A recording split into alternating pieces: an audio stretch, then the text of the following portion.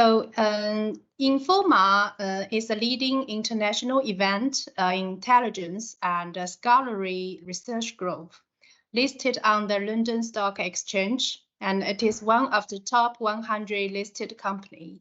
We have more than 450 leading B2B exhibition brands, and CBME is one of them. So overall, CBME has 5 exhibitions every year, 3 in China and 2 in overseas. In China, our main show is in July. It's the world's biggest expo in baby and children products industry. In December, CBME Great Bay Area will be held in Shenzhen to help brands expand into Southern China and Southeast Asia. We hold High Innovation Week in Hangzhou every March to help brands expand new channels, especially online channels and boutique stores. Except the exhibitions, we also have online platform and conferences, activities throughout the year to help connect the industry. So why CBME can organize so many exhibitions and activities? It's because the 24 years of the industry experience, we have accumulated massive resources. We have the largest industry database, including retailers, agents, online sellers. Total, we covered more than 40 category channels. And we also connect with more than 1,900 big buyers closely from online to offline. We have buyer community of more than 100,000 buyer group, which allows us to maintain closer communication with everyone. So this year, CBME China will be held at NECC Shanghai from 17th to 19th July. CBME China is the world's largest children, baby, and maternity expo with the most comprehensive category, different with other shows around the world. Our product category include baby and kids wear, shoes and accessories, mother and baby care products, food supplements, toys, strollers, car seats, and furniture, as well as children's education. The children's wear sector covers a total exhibition area of more than 4,000 square meters, with an expected participation of 600 brands. It is also recognized as the largest children's wear exhibition in Asia.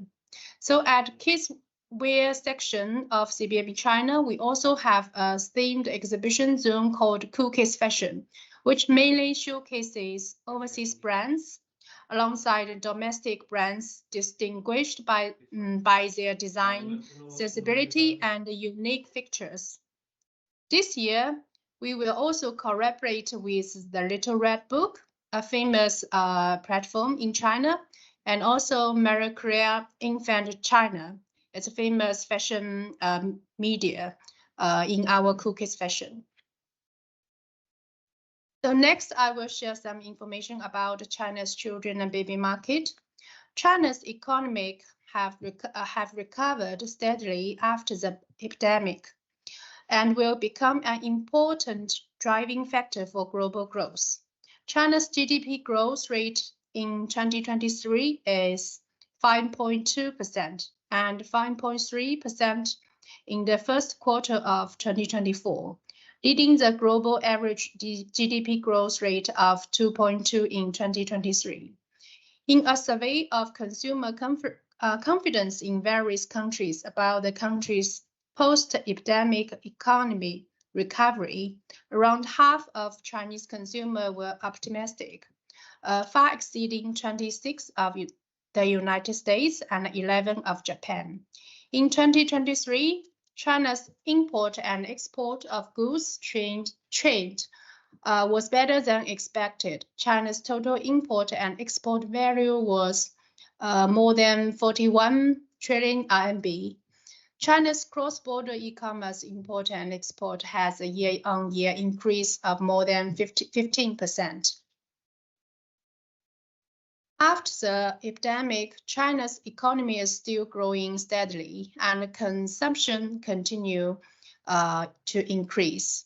As residents' income increase, Chinese families are more willing to invest in their children. They spend more than 30% of their monthly consumption expenditure on their children. The consumption scale of China's baby and children market expected to exceed 4 trillion RMB in both 2023 and 2024. The annual per capita disposable income exceed 40,000 RMB. Around 30% of the expenditure of 90s and 95s parents are spent for their children. The Chinese baby, so let's move to the maybe we always will concern about the newborn. Although the newborn of the China has declined, but compared with other countries, it is still very large. There are 9.2 million newborns in China in 2023, and it is projected that the newborn population may have increased in 2024. So, of course, more and more companies and channels are also shifting their focus from the 0 to 3 age group to the 0 to 12 age group, targeting the consumer market that spans from babies to children. This is because there are a population of nearly 200 million, and the demands for consumption among those aged 0 to 12 is also the core that more brands and channels are vying for in the market. Additionally, consumer spend on parenting continues to rise. The chart on the far right indicates that in the 2023 consumer survey, more than 52% of the consumer reported an increase in their expenditure on parenting. So let's look at the kidswear market in China, which is also experiencing continuous growth. It is expected to reach 43 million RMB by 2024. Additionally, the market concentration in China's kidswear market is low, with the top 5 children's clothing brands accounting for only 12.1%, which is lower than in other countries. At the same time, considering the overall spending on parents' goods by Chinese consumers, kidswear and shoes represent the largest share at 38%. This number is from the 3 major e-commerce platforms, include Tmall, Taobao, TikTok, and JD. So the category of the kidswear are rich and diverse, and the performance of each category varies. Looking at the last year's data, many categories have grown rapidly, such as outdoor clothing and children's underwear. Of course, there are also categories that are declining, such as down jackets and coats. So next, we have summarized some keywords for new generation of moms' purchase motivations for kidswear. The first is the segmentation of scenarios. With the segmentation of consumer groups and scenarios, we have also seen significant growth in many children's clothing categories. For example, outdoor clothing for children has increased by 68%, children's performance wear by 15%, and children's swim wear by 21%, among others. Second is trusting in technology. In recent years, many technological fabrics with different keywords, such as skin-friendly, stretchable, and easy to clean, have been launched and have also been very received by consumers. 82% of the consumer willing to choose them.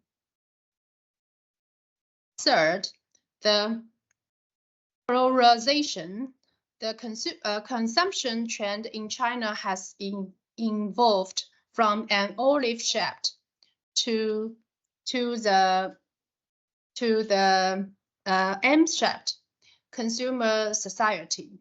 Presenting the polarization, the consumption of high-end groups has not been affected, while the mass market trend to favor products with a higher cost performance ratio. Mass products are mainly priced under 100 yuan RMB, but high-end products such as those above 100 US dollars are still growing rapidly. This has barely no impact on the sales of overseas brands that are originally positioned in the mid to high-end segment in Chinese market. So fourth is the emphasis on appearance of the, fourth is the emphasis of appearance. 46% of the mothers are willing to invest more and more time to money to dress their children more fashionable and also hope for more individuality.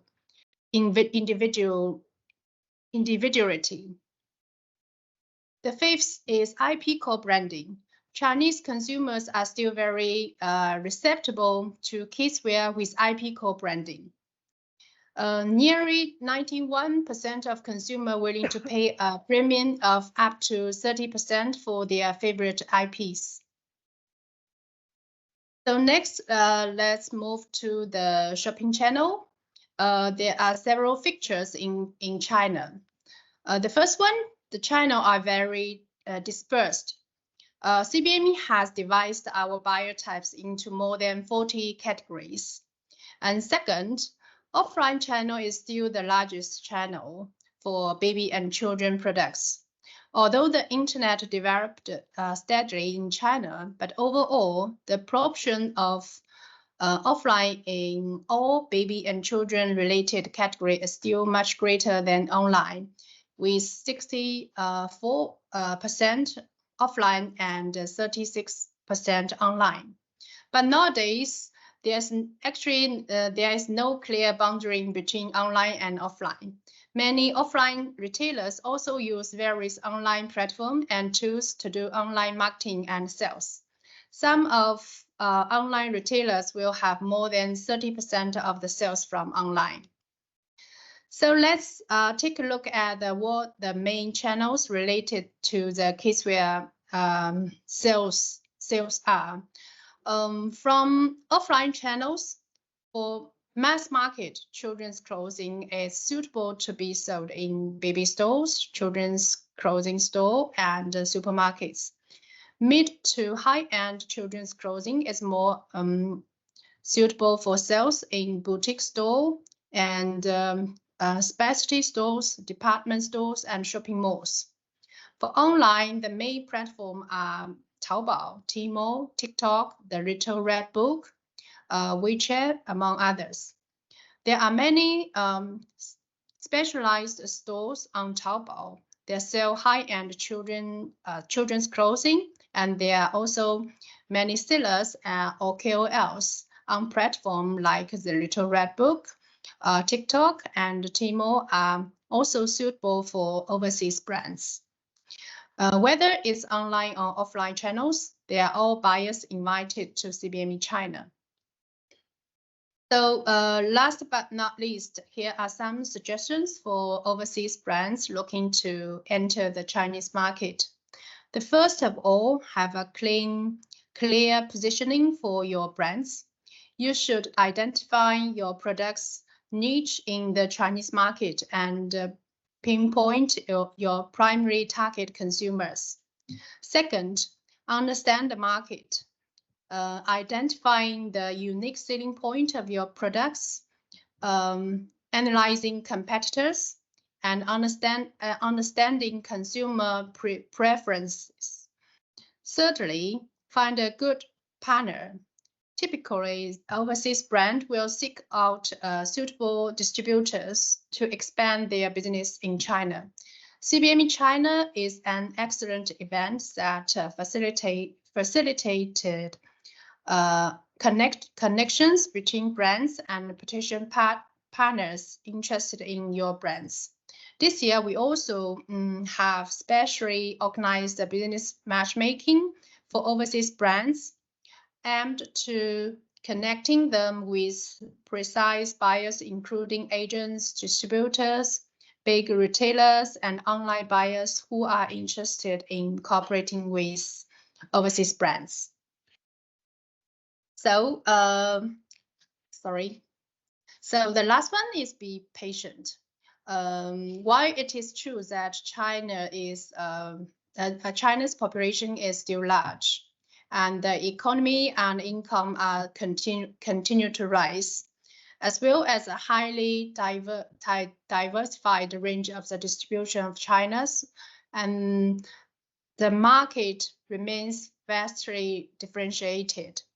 This is evident not only across different regions, but also between urban and rural areas and among distinct income groups. Consequently, not every consumer or market is apt for overseas brands.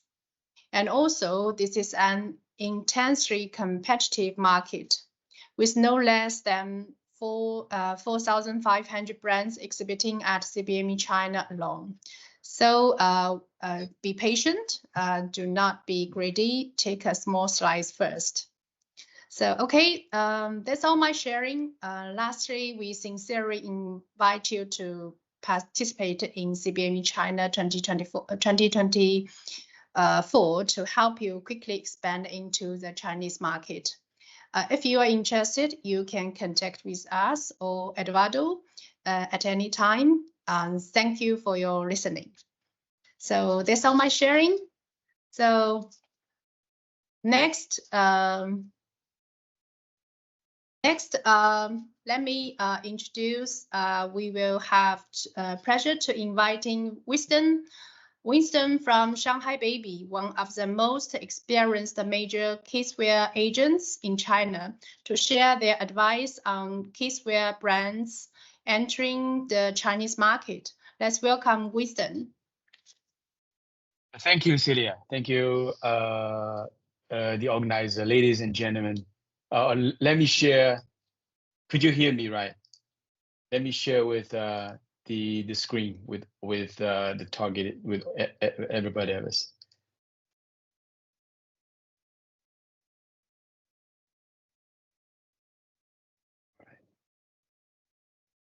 Winston, if you need my help, you can do that. Let me try it first. Yeah, could you see my screen? Yes. All right. Yeah, I guess. Sorry. So thank you very much, Celia. Thank you for the presentation. Ladies and gentlemen, distinguished guests, good morning and good afternoon.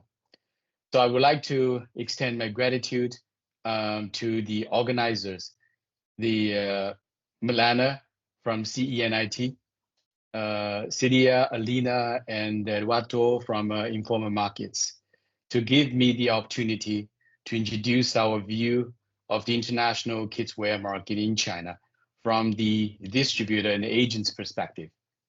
So our company's name is Junlan, with our showroom name of Shanghai Baby. Is one of the largest distributors for international kids designers brands in Greater China, representing right now about 40+ brands, mostly from Europe. We are also the first company to introduce and run the agency business model in Greater China for the international kids designers brands since 2014. So today, I'm going to cover about 4 topics. The first is the quick snapshot of the evolution of the international Sorry, kids. Winston. Sorry, Winston, Yes. we can only see your first page. So probably let me show my screen so I can help you to present the PPT, because now right, we yeah. can only see your first page. Okay, Yeah, let maybe me you can help me to share the slides. Now I'm turning into the second page. Yes, yes. Okay, tell me The second one. tell me which page. Okay. Yeah, with the number on the right bottom, you can see the number, right bottom of the presentation of the PPT slide. You can show the number of the slides in the right bottom. Yeah, this one, yes. Okay, okay. All right. Yeah, today we'll be covering about 4 topics. A quick snapshot of the evolution of the international kidswear market, designers brand, kidswear designers brand in China. And then followed with the implication of the recent macroeconomic and consumer preferences to the international kids designers market. Then we will be talking a little bit about how we could actively face the challenges if a brand is intending to enter into the Chinese market. And then I will give you a 1 or 2 minutes to introduce ourselves. Next slide, please. Right. I think Celia has mentioned a lot about the market, the kidswear market in China. I'm right now talk a little bit about the international kids designers market in China. So based upon our analysis, mainly from the Euromonitor, the China kidswear market represents about 16% of the global market, with a value of 30.7 billion euro in retail. So China market, kidswear market is a growing and promising market. When we look at compound annual growth rate, so we will have the compound annual growth rate from 2017 to 2021 of 9.9%. And we estimated a compound annual growth rate from 2022 to 2027, 9.8%. We had a setback in 2022, mainly resulted from 2022. We had a minus 6.5% decrease versus that of 2021. Sorry, this is mainly resulted by the COVID prevention policies carried out in 2022 with huge lockdown, few rounds of lockdowns, and the medium and high end is where we think the international kids designers brands is targeted in China. The medium and high end market represented about 36% with a value of 11.1 billion in retail in 2022. So that we translated into a wholesale value of around 3.7 billion euros. The next page, please. First, I would like to give you a few words regarding our view of the current market. It is promising, but with cautious. So we both have challenges and opportunities. So when we look at the challenges, the post-COVID, since Q1 and Q2 2023, we have the lower consumer confidence index reflected by the high-rocketed household savings. I just want us to explain in my number, I think is exactly aligned with what Celia is showing, but really with a different perspective to give brand the both sides to think, the challenges as well as the opportunities. I'm talking about the lower consumer confidence index and the staggering consumer spendings lower than expected, and the lower than expected CPI numbers and its changes and etc. And the competition is even more fiercer. So more brands are competing in China since 2019. When I remember when the first time we do the business in 2014, there were about, let's say, 20 plus 25 international kids designers brands are competing in China. Right now, the number, I do not have exactly the accurate number, but I think it's over 250, something like that. So it's about 10 times right now, comparing with that in 2024. When we look at the opportunities we have in China with the largest amount of middle-class households, across the globe. And now we have the government that's carrying out policies to stimulate the economy. For instance, like free visa policy. In Europe, there are a number of countries, they are free to travel to China without a visa. We've seen the changes, dynamics of the retail channels. We've seen the online within, so the decrease of Taobao sales started from 3 to 4 seasons ago online, and we see the increase of the sales from the Little Red Book. And we've seen the fiercer e-commerce platform competition. And in addition to Taobao, now we've seen the PTT, Pinduoduo, KTT, Kuaituantuan, and so on and so forth. And also we've seen the evolution of the buying behavior of large-scale mom and baby stores. I think Jingwen, who is another guest, who will share us of her perspective of the evolution of buying differences of buying drivers of this international kids designers market. And also the implementation of O2O. I think Cecilia has mentioned about there is not a clear line between the online and offline. A lot of stores that are going from offline to online and vice versa. The next page, please. Hello, Alina, the next page, please. Yeah, this slide shows the evolution of both online and total China consumer goods and retail sales. So in China, so before we touch that, I just mentioned a little bit about the Chinese consumer market. The Chinese consumer market is the largest in the world in terms of the PPP, with 48.5% higher than that of the US in 2023, based on the International Monetary Fund data. China is about, in absolute value, US dollar value, China is about 80.3% of that of the US in 2023. The number in 2021 used to be 95%. The China consumer goods market used to be 95% of that of the US. The such decrease from 2021 to 2023 is not because of the GDP growth. It's simply because of the US dollar currency appreciation and the inflation in the US. So it is still very promising, even the numbers have been decreased. The online sales for consumer goods in China accounted for about 28% of the total consumer goods retail sales in 2023, whereas the number in the US was 12.5% in 2022, which means the online sales of consumer goods is far more than robust than the United States.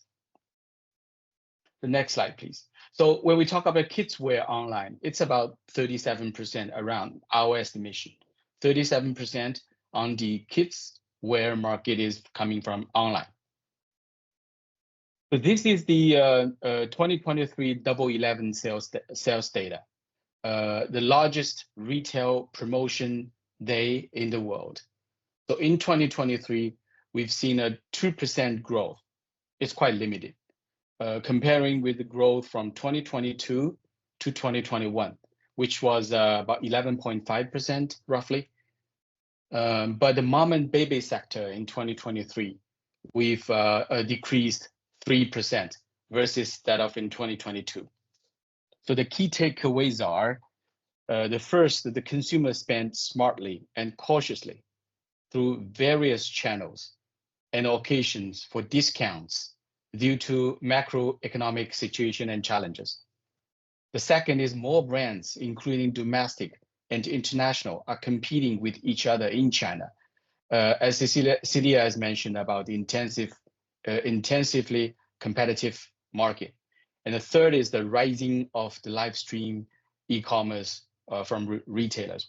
When you look at the graphic, we've seen a 19% growth in 2023 versus 2022 from the live stream e-commerce. So whereas for the traditional e-commerce, we've seen a 1% decrease from 2022 to 2023 to 2022. The next slide, please, Alina.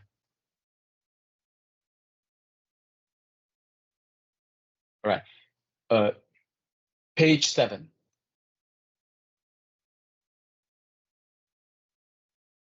Okay, yeah. Now we would like to talk a little bit about the macroeconomic and the consumer preferences implications to the international kidswear market in China. The next slide, please. The consumer confidence, when we look at the data, we've seen the consumer confidence index hit low in February 2024. February 2024 decreased 2.5% versus that in September 2023. 2024 February data is not the lowest. It's going to be flat, and it's recovering, but it's still at a low point. The household savings increased quite significantly, implicating that consumers feel not safe of the future. They just do not want to spend. They do not have the confidence to spend. And CPI numbers are low and has been staggering for a few months, which is also an indication of how of the lower spending of consumer goods. The government has carried out a series of policies to stimulate the economy, including lowering the prime interest rate, they encourage the import and export, and etc. Thus, we conclude that the economy and the consumption recovery would take some time, though it is optimistic. The next slide, please. Now we touch a little bit about consumer trends in 2023. So we've seen some positive signs. This findings is from McKinsey report of 2023 China Consumer Report. China is the country with the largest number of middle-class households. The number has been growing steadily and continuously. The growing demand in high-end products, but consumers buy smartly. They selected channels, discounts through video streaming, e-commerce, and etc. The other findings are the product quality, the brand awareness are becoming even more important, and foreign brands are still very attractive. The next slide, please. This is the findings also from McKinsey published in November 2023 regarding the change of the numbers of the upper middle class and high income household in China in 2022. The upper middle high-end household represented about 41% of total urban household, hitting 148 million households. And in 2025, the number is expected to be 52% of total urban household and hitting 200 million households. This further indicates that the market is becoming more attractive with the further growth of the Chinese economy. So we think with such growth, the international brand enjoys as long as competitive advantages exist. Thus, the majority of the business sectors, I think, are in favor of the globalization instead of deglobalization and anti-globalization. The next slide, please. Yeah, so I just will spend 1 or 2 minutes to talk about the evolution of the international kids designers market in China and how the changes, how the changing macroeconomics and the consumer preferences affecting such market. Now we will be talking about how we are going to respond to the former changes, the former changing dynamics of the international kids designers brands market in China. If a brand owner decides to enter into China, as a market, the retail channels, the consumer preferences evolve continuously over time. The brand owners is required to review constantly with the right partner on a regular basis in order to deploy necessary resources and execute accordingly. So the brand building particularly the social media. And for the international kids designers brands, I would think that targeted audience are mainly existed from the Little Red Book is crucial in building brand awareness in China as competition grows and become fiercer. So I recall that when the first time from 2020, when first time we engaged in the business from 2024 through 2029, we never asked a brand to do the social media. But right now it's just totally different. The situation changes a lot. And early, when we talk about supply chain, the early shipment for early selling and local shipment would be very much important to win over the competition here in China for the international kids designers brand. As I understand, you have your supply chain across Europe and somewhere in Asia. So this conclusion is really we experienced and concluded from the brands we are representing right now. Alina, next slide, please. When we recommend and talk about strategy for growth, it is always a win-win-win situation among the brand owners, the distributors or agents, and the retailers. We've touched the channel development. We talk about the social media operation. With no doubt, the product and product design itself, it's the fundamental thing to win in every market, including China. Each market has its preferences over design and the associated price level they can offer to the consumer. We've seen and experienced both successful and unsuccessful stories for brand owners in China for such factor. The trademark registration is important before a series of massive activities are being rolled out in China from the brand owner's perspective. So it is for, so is it for compliance in terms of labeling requirements, the quality requirements, mainly the fabric testing, and other retail requirements. Such, if we would like to do so, such are all tied up with cost, implicating things could be done on a gradual basis, as Celia has mentioned, of do it in slides, not in one time. We don't need to do everything in a sudden, but achieve a balance between compliance and cost.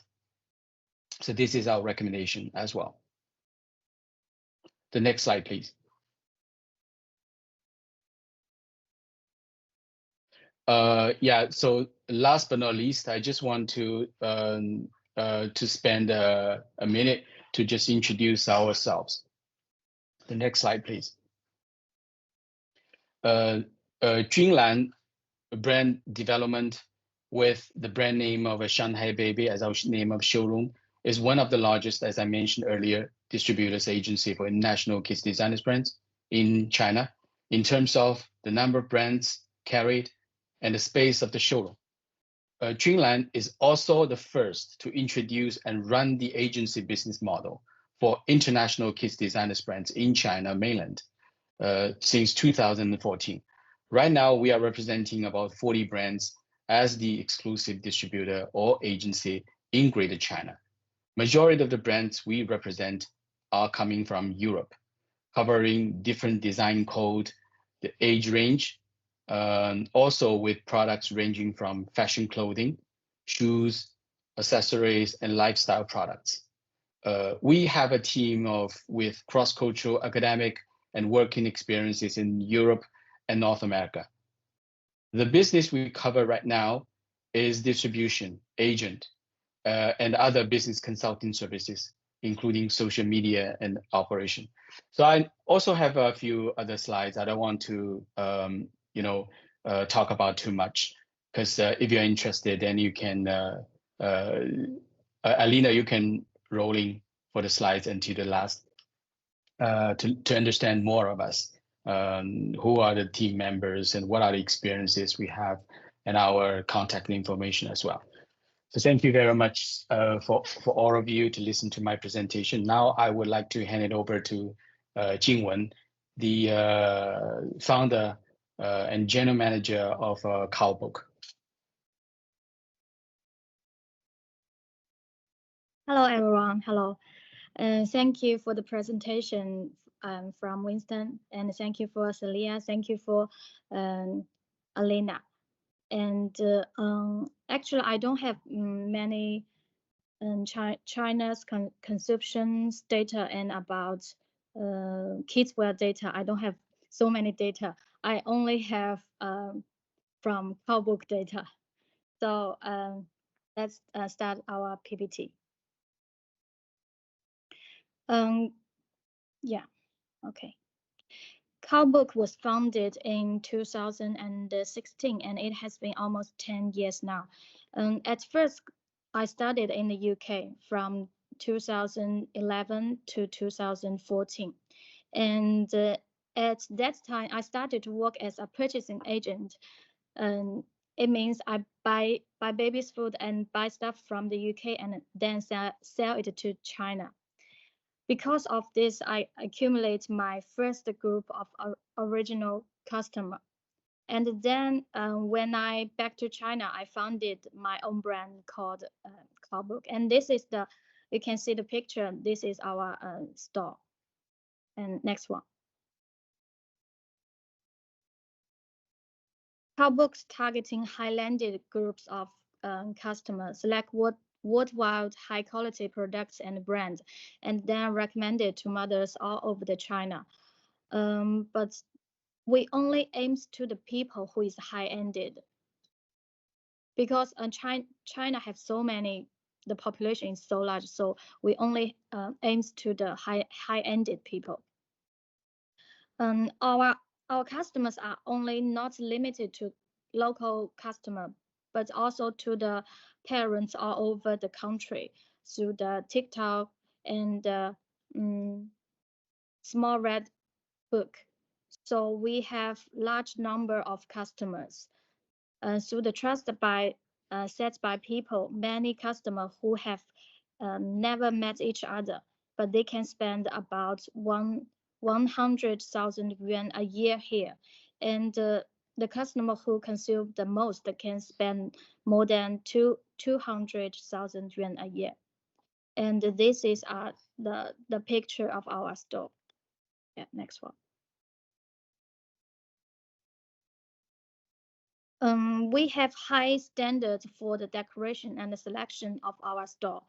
In October last year, we spent 2 million yuan to redecorate our store, and which has been opened for 6 years. So this is our new store, and it has become a benchmark store in our country, and many people will visit our store. Before the epidemic, the highest turnover of our single store was 6 million yuan, and different from other stores. 70% of the consumption is from the online. With very high stickiness. However, after the epidemic, it did decline. One reason is the overall consumption levels has been decreased, and the second reason is that the number of new customers is sharply decreasing. So we don't have many newborn customers. Next one. So from last year, we began to focus on new customer program, how to attract these high-ended customers to know about our Cowbook, how to face the country to attract some high-ended people. It drive us crazy to think about a good way to get this new customer. Then we find a good way, which is the overseas brand clothing. Because the population in China is too large, I cannot do business with all the people. What I want to do is only high-ended people. So it is a good way to screen customer by products. And some overseas brands are of high appearance level and high quality. And many of them are organic cotton, which are very popular in Instagram. Mothers who like this kind of people are really high quality people with brand concept and pursuit of life. So last year we focused on clothing. And at end of last year, we went to Italy to join the children's fashion exhibition called Pitti Bimbo with wisdom, and to learn more about the overseas kids fashion. Oh, okay, next one. Now we have cooperation with many foreign brands such as Milk Bar, Mama, Organic Zoo, Vec, Benny Benny, and Play Up, Emily Ida, Petit Piao, and that's mine. Between them, Milk Bar is our best seller, and many parents in China know this brand and will spend this brand. Yeah, okay. There are two brands I particularly like. One is Organic Zoo with the moon pattern. I have here. This is this one. It is a British brand made of organic cotton. It was very popular in Instagram also. I did not expect that I ordered 30,000 yuan of this product for the first time, and it was sold out within a few days after the arrival of the product. And I immediately made up 3 again, which was really easy to sell, although the unit price was not low. And the Vec is the same. It is a Denmark brand, and their cottons are very popular. Parents who know this brand will place an order when they see it available. And yesterday, a brand from Shanghai Baby called Play Up arrived our store, and it's still really good yesterday and today. Okay, next one. And now we cooperate with Shanghai Baby, and it's the most, probably near 10 brands. I think the agent is too good for me. I don't have to spend too much time to choose this overseas brand, and their eyes for so many years in the clothing in the kids wear field can help us make a better and a quick decision. It helps us to reduce a lot of work to choosing all this brand. And in this way we can just follow Shanghai Baby to place order, which makes me feel easy to do this. In the future, I hope to receive more fashion overseas clothing brand with high appearance level and high quality to enter China. And it is better to have those brands that are already popular abroad and already popular in Instagram. Such brands are easy to make a quick exit in China, and we can also take advantage of this opportunity to do better promotion and marketing. Okay. Thank you very much for listening. Thank you. Thank you. Thank all of you. It was very, very interesting to know all this different approaches to the market, all this impressive information about China and how kids wear brands and consumption in China. So now we start a Q&A. So if anyone has any questions to address to our guests in China, please do so. Eduardo, you yes, want to say something? I want to say something before the Q&A, and it is also a very little tip, but I mean very useful, because any company who wants to enter China and they plan a serious business, number one, please register your brand and your logo type, because the protection that you get all over the world, it's not active in China, it's not valid in China. You have to apply specifically for China. So because we also have seen, not very many, but a handful of customers who went to sell in China and then found someone who had already registered their own brand. So please do it. I mean, this is a very smart tip. I mean, not because I'm very smart, but it's a smart tip for you to do. Verdade. This is true. It's a very, very important tip for all the Portuguese brands. We had over 30 people signing in for this webinar. Not all of them are here, but we will share this presentation and all the contacts with the brands. Celia, Alina, Winston, and Jingwen, thank you for all your insights. So I'm not sure if anyone here wants to address a question to someone specifically. No, I guess everyone is very. Well, they can also, Marlene, they can also send us an email. I mean, if everybody wants a more private or more confidential question or something, is totally fine. We will revert the question to either Winston, Celia, or Jingwen, and we will reply with no problem at all. And if they need some tips and any additional assistance, we will do that on an email. No worries. Yes, that's what we're going to do today. So we're going to share with all the people that registered for this webinar. We're going to share this presentation and ask each one of them if they have any questions or any additional information they would like to get about the show, because it's in July. Celia, I believe that applications are still accepted at this time. Yes, of course. Yeah. Yes.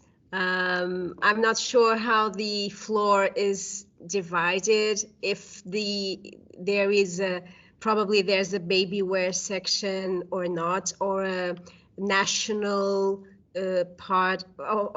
I don't know if brands are organized by country or by product. Can you please tell us a little more?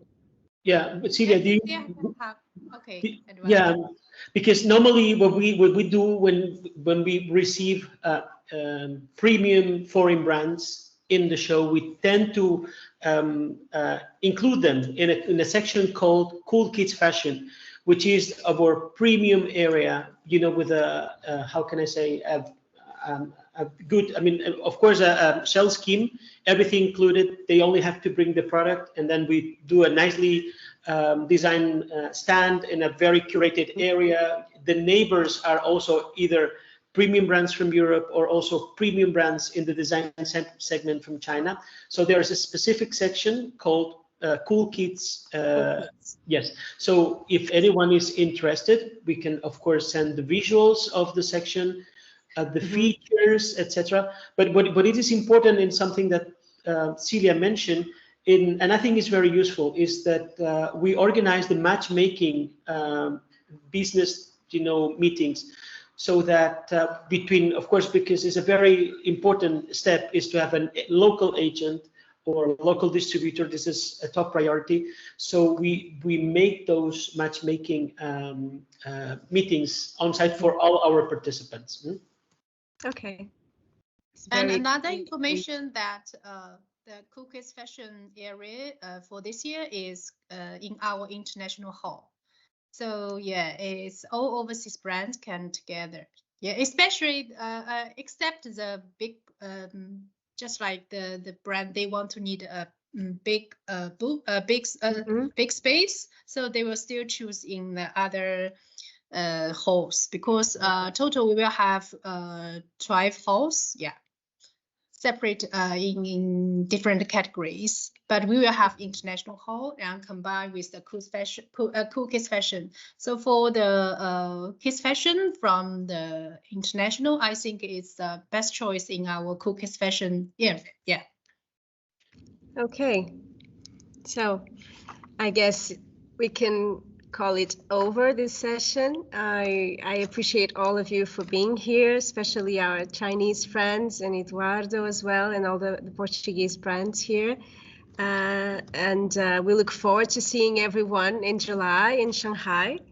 And I wish all of you a great success. Thank you. Thank you. You.